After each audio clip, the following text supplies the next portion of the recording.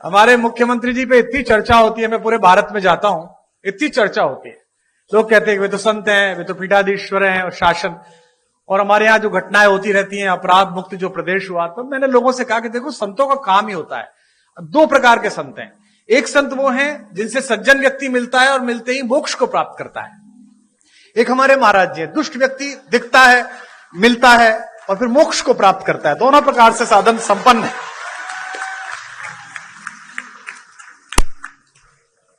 और आवश्यक भी है, क्या करें, देश ऐसी स्थिति में आ गया है, पहले डॉक्टर्स RX लिखते थे, वो RDX लिखने लगे हैं, क्या करेंगे आप। ऐसे समय तो बहुत आवश्यक है। आदरणीय रक्षा मंत्री जी ने बड़ा उल्लेख किया, मेरा सौभाग्य रहा कि अटल जी की कृपा, उनका स्नेह मुझ पर भी रहा, और वो लगातार अपने घर पर एक गोष्ठी करते थे, जिसमें रक्षा मंत्री जी की उपस्थिति होती थी, आदरणीय दिनेश भैया की उपस्थिति होती थी। तो पार्टी के सभी लोग बैठे हुए हैं आज यहां पर, बहुधा पार्टी के ही लोग हैं।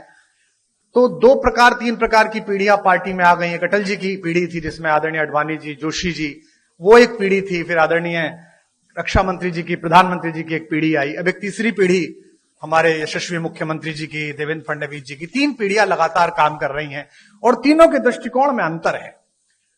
अटल जी कहते थे कि आपके घर पर कोई कूड़ा फेंके तो आप स्वयं साफ कर दो। मोदी जी की, राजनाथ जी की पीढ़ी कहती है कि आपके घर पे कूड़ा फेंके तो आप उससे ही साफ कराओ। और मुख्यमंत्री जी की पीढ़ी कहती है कि आपके घर पर कोई कूड़ा फेंके तो आप कूड़े को भी साफ करो।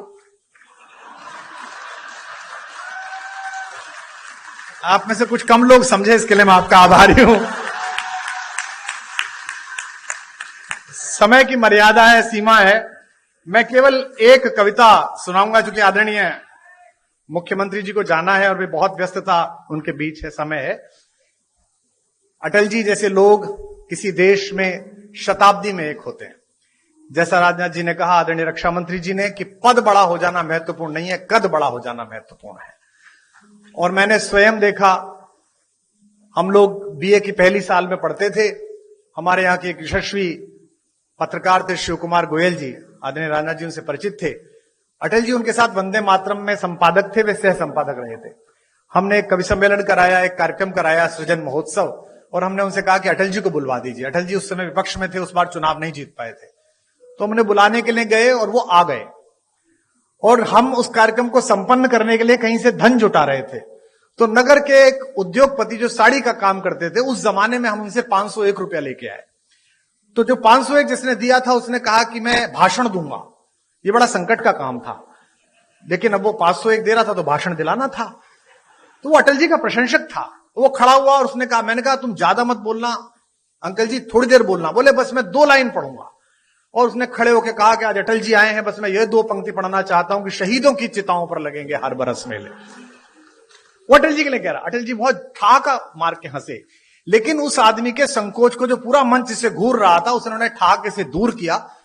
और जब भी मैं उनसे मिलने के लिए जाता था, दर्शन के लिए मिलने जाता था, प्रणाम करते थे, उन्हें बाप जी कहते थे, तो अक्सर पूछते थे, अरे भाई उनके क्या हाल है, जिन्होंने मुझे जीवित शहीद बनाया था, वे कैसे हैं। तो वह बड़ा कद होना कि आप किसी बात का बुरा ना मानो, आप सदाशयता से लो। लखनऊ वालों, आपका सौभाग्य है, आपके संसदीय क्षेत्र का सौभाग्य है कि यहां से अटल बिहारी वाजपेयी जैसे कीर्ति पुरुष ने संसद में शोभा बढ़ाई। और आज मुझे अपनी तालियों के बीच यह कहने की अनुमति भी दें कि अगर एक राजनीतिक विचार का विश्वविद्यालय है अटल बिहारी वाजपेयी, तो इस समय भारतीय राजनीति में उनके सच्चे प्रतिनिधि आपके इस समय के सांसद हैं, जो उसके कुलपति हो सकते हैं, जो आदरणीय रक्षा मंत्री जी हैं। मैं एक कविता सुनाकर अपना स्थान लूंगा। आप बहुत दूर से आए हैं, मैं क्या करूं, घर जाऊं तुम्हारे?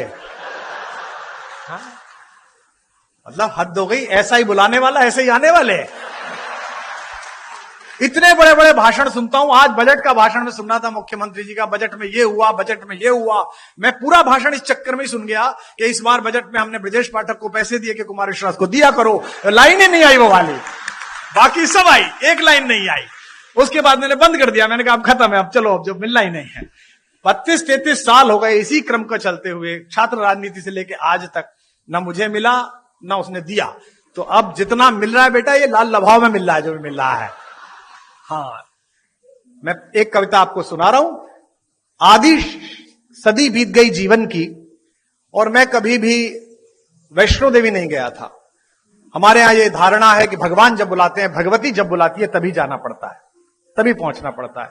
इस बार नवरात्र में वहां के ट्रस्ट का आदेश आया कि पहली नवरात्रि पर माता के द्वार पर आप कुछ सुनाइएगा। तो मैंने सोचा कि जो भजन चल रहे हैं, जो कविताएं चल रही, उन्हें तो क्या सुनाना, कुछ नया लिखना पड़ेगा। तो मैंने एक कविता लिखी और पिछले साल से इस साल के बीच में जो प्राथमिक रूप से कुछ कविताएं लिखी हैं, उनमें यही एक श्रेष्ठ कविता मुझे लगती है। और यहां पर एक संत व्यक्तित्व भी मंच पर हैं जो संयोग से हमारे मुख्यमंत्री हैं, मैं उनको भी समर्पित करता हूं। आदरणीय रक्षा मंत्री जी और सभी यहां पर लोग बैठे हैं, उनको भी समर्पित करता हूं। पहली पंक्ति को आप पकड़ लेंगे, उसे गुनगुनाएंगे, गाएंगे तो मुझे अच्छा लगेगा। निवेदन करता हूं जो लोग मोबाइल रिकॉर्ड कर रहे हैं वो आराम से सुने तो ज्यादा बेहतर लगेगा। आपकी तालियां ही मेरा पारिश्रमिक है, इस बात का आप ध्यान रखें। कि भवानी, पहली पंक्ति आ रही है, इसे संभालिएगा। मैंने वहां द्वार पर बैठकर मां को क्या सुनाया कि भवानी सुन लो राम कहानी, भवानी सुन लो राम कहानी, भवानी सुन लो। जब तक आपकी आवाज नहीं आएगी, चाहे मुख्यमंत्री जी जाएं चाहे ना जाएं, यही लाइन चलेगी। भवानी सुन लो राम कहानी, भवानी सुन। रोज नई लगती है लेकिन है ये परम पुरानी। अगली पंक्ति जो समझ जाएंगे उनकी तालियां गूंजेंगी। रोज नई लगती है लेकिन है ये परम पुरानी। वही कहानी एक जो तुमने, वही कहानी एक जो तुमने दो जन्मों में मानी। भवानी सुन लो राम कहानी, भवानी सुन लो,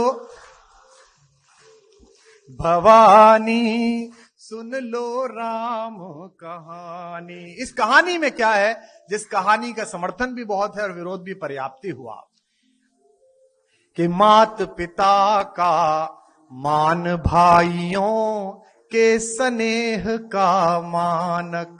आपकी वाह मिले। मात पिता का मान भाइयों के स्नेह का मानक। सत्य सनातन परंपरा का युग युग अमर कथानक। सत्य सनातन परंपरा का युग युग अमर कथानक। इसको गाकर धन्य हुई ऋषि वाल्मीकि की वाणी। अगली पंक्ति पर पूरा हॉल गूंजेगा।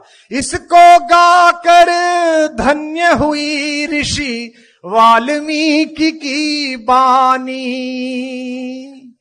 इसकी महिमा, इसकी गरिमा, इसकी महिमा, इसकी गरिमा बजरंगी ने जानी। भवानी सुन लो राम कहानी, भवानी सुन लो राम कहानी, भवानी सुन लो,